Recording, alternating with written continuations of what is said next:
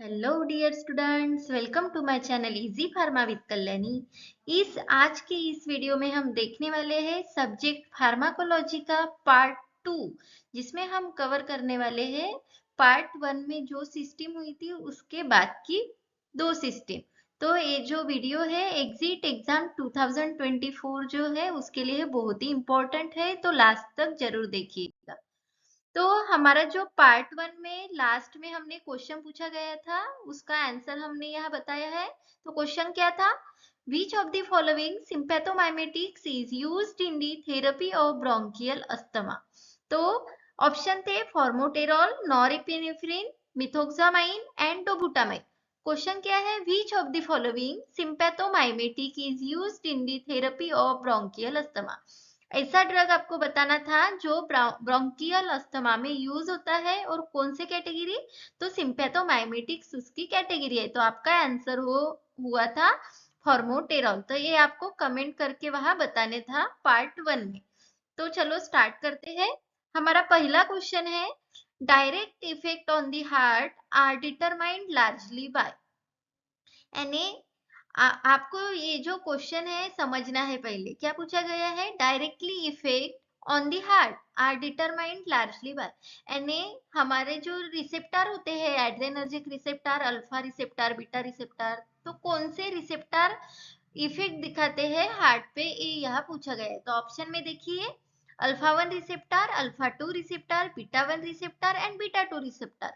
तो ट्रिक हमने ट्रिक्स भी दी थी उस वीडियो में। तो बीटा 1 रिसेप्टर जो है हार्ट में प्रेजेंट होता है। ह्यूमन बॉडी में एक ही हार्ट है, और बीटा 1 1 बोले तो 1, तो बीटा 1 रिसेप्टर जो है वो हार्ट में प्रेजेंट होते हैं। तो आपका आंसर हो जाएगा बीटा 1 रिसेप्टर। हमारा नेक्स्ट क्वेश्चन है, which neuromuscular blocking agent is contraindicated in patient with glaucoma? Glaucoma क्या है? जिसमें इंट्राओकुलर प्रेशर जो है वो इंक्रीज होता है, आई रिलेटेड जो है डिसीज है। तो अगर पेशेंट को ग्लोकोमा है तो इनमें से कौन सा जो न्यूरोमस्कुलर ब्लॉकिंग एजेंट है हम नहीं देते, कॉन्ट्राइंडिकेटेड है, उसमें हम प्रेफर नहीं करते। तो ऑप्शन देखिए, tubocurarine, succinyl choline, pancuronium and gallamine. तो सक्सिनिल कोलिन ये जो न्यूरोमस्कुलर ब्लॉकिंग एजेंट है which is contraindicated in patient with glaucoma.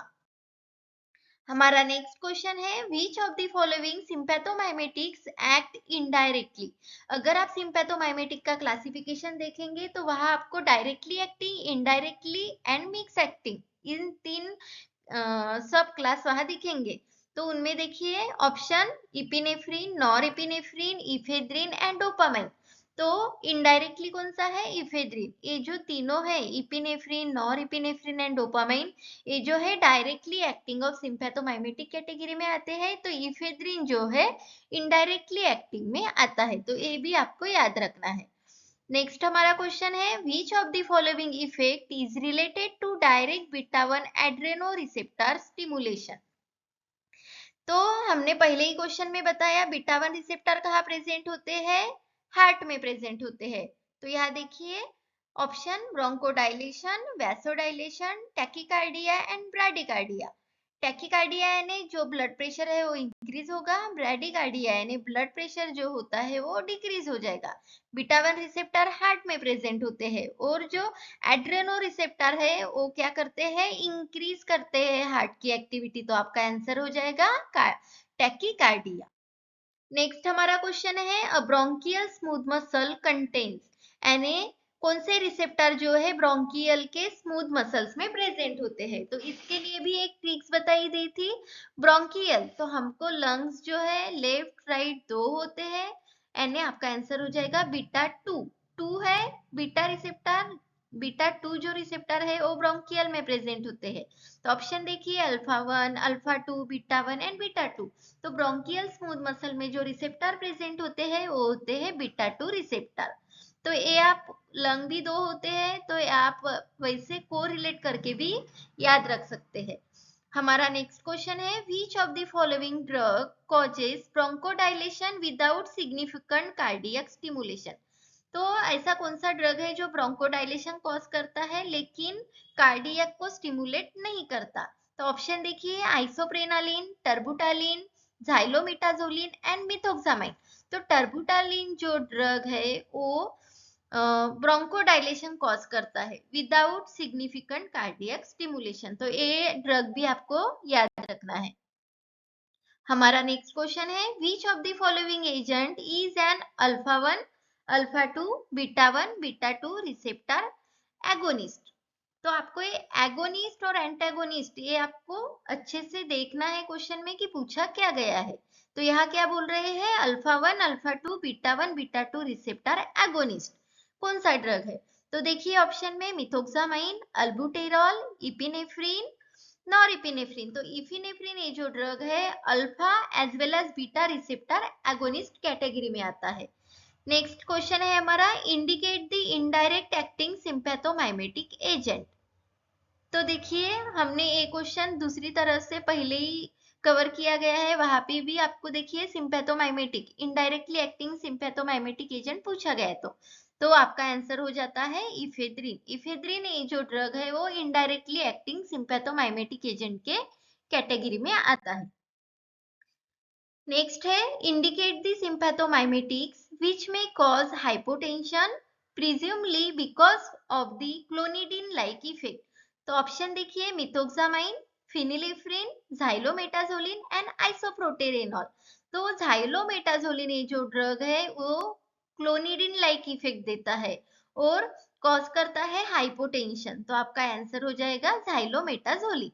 Next question है आइसोप्रोटीरेनॉल इज, आइसोप्रोटीरेनॉल ड्रग है तो उसकी कैटेगरी यहाँ पूछी गई है। तो ऑप्शन देखिए both alpha and beta receptor agonist, beta 1 selective agonist, beta 2 selective agonist and last option is non selective beta receptor agonist. तो जो आइसोप्रोटेरेनॉल जो ड्रग है वो आता है non selective beta receptor agonist में। तो जो हमने वीडियो डाले हैं sympathomimetic as well as parasympathomimetic lytic, तो वहां हमने बहुत ही मजेदार ट्रिक्स से जो है क्लासिफाई किए गए हैं। तो आप एक बार जो है जरूर देखिएगा ताकि आपको मदद हो सके। हमारा नेक्स्ट क्वेश्चन है which of the following sympathomimetics is preferable for the treatment of chronic orthostatic hypotension. तो क्रोनिक ऑर्थोस्टैटिक हाइपोटेंशन कंडीशन में हम कौन सा सिंपैथोमाइमेटिक एजेंट प्रेफर करते हैं उसके ट्रीटमेंट में। तो ऑप्शन देखिए epinephrine, norepinephrine, इफेद्रिन and साल्मेटेरॉल।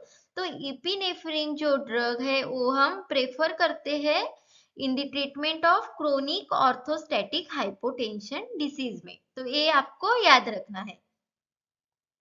Next question है हमारा indicate the beta 1 selective antagonist. तो देखिए यानी बीटा 1 ब्लॉकर यहाँ पूछा गया है। ऑप्शन है प्रोप्रानोलॉल, मेटाप्रोलॉल, कार्वेडिलॉल एंड सोटेलॉल। बीटा 1 कहाँ प्रेजेंट होते हैं, हार्ट पे। तो हार्ट पे जो ड्रग एक्ट करते हैं वो आपको जो है सिलेक्ट करने हैं। यहाँ इंडिकेट दी बीटा 1 सिलेक्टिव एंटागोनिस्ट यानी अपोजिट वर्क करने वाले। ऑप्शन देखिए प्रोप्रानोलॉल, मेटाप्रोलॉल, कार्वेडियोल एंड सोटेलॉल। तो आपका आंसर हो जाएगा मेटाप्रोलॉल। ये जो ड्रग है वो इंडिकेट करता है beta 1 selective antagonist category. Next question है हमारा indicate the sympathomimetic drug which is used in the hypotensive emergency। तो ऑप्शन में से सिंपैथोमाइमेटिक ड्रग पूछा गया है जो कि हाइपोटेंसिव इमरजेंसी में हम यूज करते हैं। तो ऑप्शन देखिए झाइलोमेटाजोलिन, इफेद्रिन, टर्बुटैलिन एंड फिनिलिफ्रिन। तो फिनिलिफ्रिन जो ड्रग है वो है सिंपैथोमाइमेटिक कैटेगरी का जो हम यूज करते हैं हाइपोटेंसिव इमरजेंसी में। नेक्स्ट क्वेश्चन है which of the following agent is an alpha 2 selective antagonist. तो एक ही ड्रग है, अगर आप क्लासिफिकेशन देखेंगे सिंपैथोलाइटिक का तो उसमें अल्फा 1 अल्फा 2 एंटागोनिस्ट होंगे एंड नॉन सिलेक्टिव। तो अल्फा 2 सिलेक्टिव एंटागोनिस्ट में आपका ड्रग हो जाता है योहिम्बिन। ये जो है अकेला ड्रग है और इस पे क्वेश्चन ज्यादातर पूछे जा सकते हैं या बाकी की जो कॉम्पिटेटिव एग्जाम है वहां पूछे जाते हैं। नेक्स्ट क्वेश्चन है हमारा indicate the sympathomimetic agent which is combined with the local anaesthetic to prolong the duration of nerve block. ऐसा कौन सा सिंपैथोमाइमेटिक एजेंट है अगर उसके साथ हम लोकल एनेस्थेटिक दे रहे हैं तो ड्यूरेशन, जो नर्व ब्लॉक का ड्यूरेशन है वो प्रोलॉन्ग करते हैं। तो ऐसा जो आपका सिंपैथोमाइमेटिक एजेंट है वो है इपिनेफ्रिन। अगर इपिनेफ्रिन के साथ आप कोई भी लोकल एनेस्थेटिक एजेंट दे रहे हो तो वो ड्रग की एक्शन जो है ड्यूरेशन लॉन्ग हो जाएगी। तो आपका आंसर हो जाता है इपिनेफ्रिन। ये जो है इंपॉर्टेंट क्वेश्चन है, तो ये भी आप नोट करके रख सकते हैं। नेक्स्ट क्वेश्चन है indicate the sympathomimetic which may be useful in the emergency management of cardiac arrest। अगर कार्डियक अरेस्ट कंडीशन है तो उस पोजीशन में हम इमरजेंसी ट्रीटमेंट करनी है तो कौन सा सिंपैथोमाइमेटिक एजेंट यूज करते हैं, तो वहां हम यूज करते हैं इपिनेफ्रिन। तो ये आपको इपिनेफ्रिन जो ड्रग है उसके पूरा डिटेल जो है आपको पढ़ ही लेना है, उसके बेस पे क्वेश्चन आते ही आते हैं। हमारा नेक्स्ट क्वेश्चन है indicate the alpha 1 selective antagonist. तो हमने क्लासिफिकेशन में बोला गया था जो अल्फा 1 सिलेक्टिव ब्लॉकर या एंटागोनिस्ट होते हैं उसके जो सफिक्स में जो है जोसिन जोसिन पूरा लगा होता है, जैसे कि प्राजोसिन, टेराजोसिन, डोक्साजोसिन। तो ऑप्शन में देखिए phentolamine, डाइहाइड्रोइर्गोटामाइन, prazosin and लेबेटोलॉल।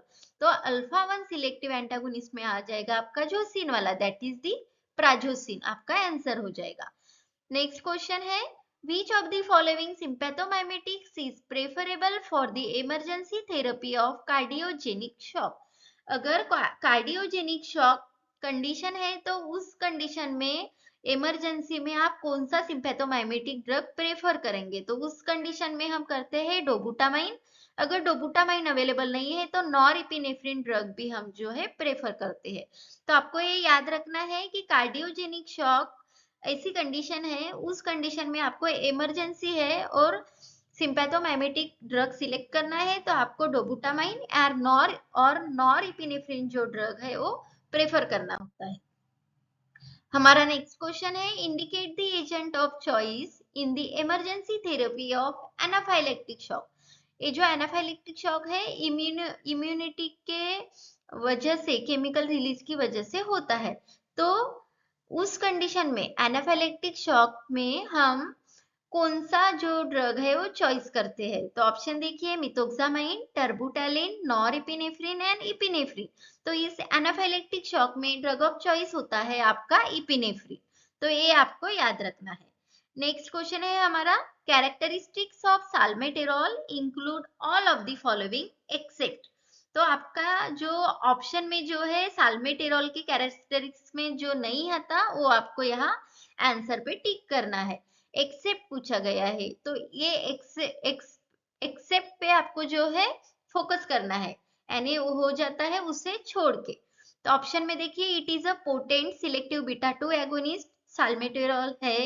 It cause uterine relaxation, ये भी है, यूटेराइन रिलैक्सेशन के लिए भी साल्मेटेरॉल जो है यूज करते हैं।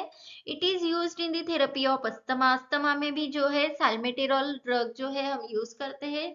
और हमारा जो सी ऑप्शन है it stimulate the heart rate, contractility and cardiac output. तो ये जो है ये साल्मेटेरॉल का कैरेक्टरिस्टिक्स नहीं है, तो आपका आंसर हो जाएगा C, that is it stimulates the heart rate, contractility and the cardiac output, जो कि साल्मेटेरॉल के कैरेक्टरिस्टिक्स में नहीं आता। नेक्स्ट है which of the following drug is a reversible non selective alpha beta antagonist. तो आपको यहाँ से alpha blocker as well as beta blocker, that is alpha plus beta blocker drug जो है पूछा गया है। तो ऑप्शन देखिए लेबेटोलॉल, फेंटोलामाइन, मेटाप्रोलॉल एंड प्रोप्रानोलॉल। तो अल्फा एंड बीटा ब्लॉकर में आपके आते हैं दो ड्रग, दैट इज लेबेटोलॉल एंड कार्वेडियोल। हमने एक ट्रिक्स भी बनाई थी उस पर कि कार्वेडियोल एंड लेबेटोलॉल, तो आपका आंसर हो जाएगा लेबेटोलॉल, जो कि alpha and beta antagonist category में आता है। Which of the following drug is an imidazoline derivative and a potent competitive antagonist at both alpha 1 and alpha 2 receptor।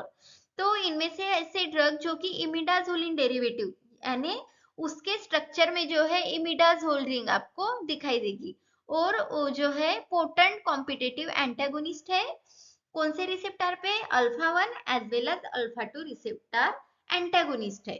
तो देखिए ऑप्शन प्राजोसिन जो आता है आपका अल्फा 1 रिसेप्टर, तो आपका क्वेश्चन क्या है, alpha 1 as well as alpha 2। Next है लाबेटोलॉल, ये जो आते हैं बीटा ब्लॉकर में आते हैं।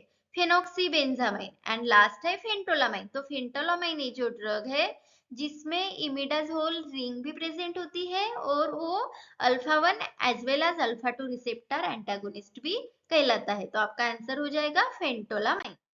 नेक्स्ट क्वेश्चन है हमारा, non selective alpha receptor antagonist are most useful in the treatment of.